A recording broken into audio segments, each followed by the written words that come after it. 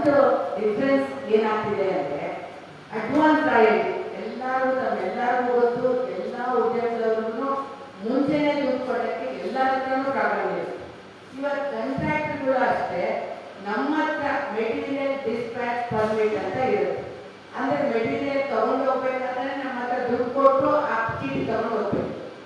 ಆ material dispatch ಪರ್ಮಿಟ್ನ ತಗೊಳ್ಳೋಕ್ಕೆ ಕಾಂಟ್ರಾಕ್ಟ್ಗೆ ಯಾವತ್ತು bill ಬರುತ್ತೋ ಮುಂಚೆನೇ ನಮಗೆ ಅವ್ರು ಕೆಲಸ ಮಾಡೋದು ಅಂದರೆ ನಮಗೂ ಇನ್ವೆಸ್ಟ್ ಮಾಡಬೇಕು.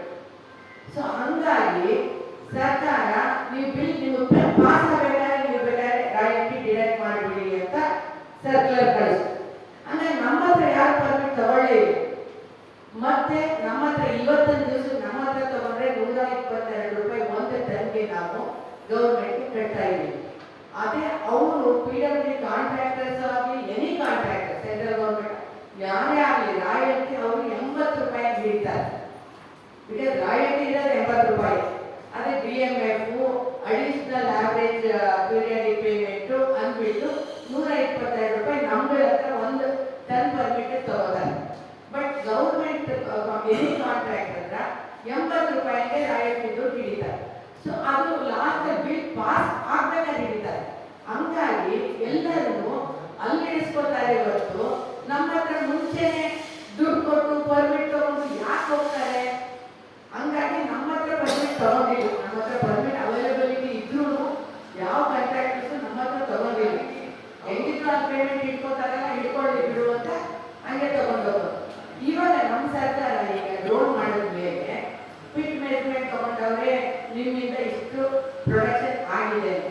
ನಾವು ಸರ್ಕಾರ ಕೇಳ್ತಿರೋದು ಒಂದೇನೆ, ಅವತ್ತಿಂದ ಇವತ್ತವರು ನಿಮಗೆ ಗೌರ್ಮೆಂಟ್ ವರ್ಕ್ಸ್ ಅಲ್ಲಿ ಹಿಡಿದಿರುವಂಥದ್ದು ಎಷ್ಟು ಟನ್ ದುಡ್ಡು ಹಿಡಿದಿದ್ದಾರೆ ಅಷ್ಟು ಟನ್ನ ನೀವು ಟ್ಯಾಲಿ ಮಾಡಿಬಿಟ್ಟು ನಮ್ಮ ಹತ್ರ ಇವಾಗ ನಾವೆಲ್ಲರ ಹತ್ರ ಇಡೀ ಸ್ಟೇಟಲ್ಲಿ ಒಂದು ಎಕ್ಸ್ ಟನ್ಗೆ ಇವರು ದಂಡ ಹಾಕಿದ್ದಾರೆ.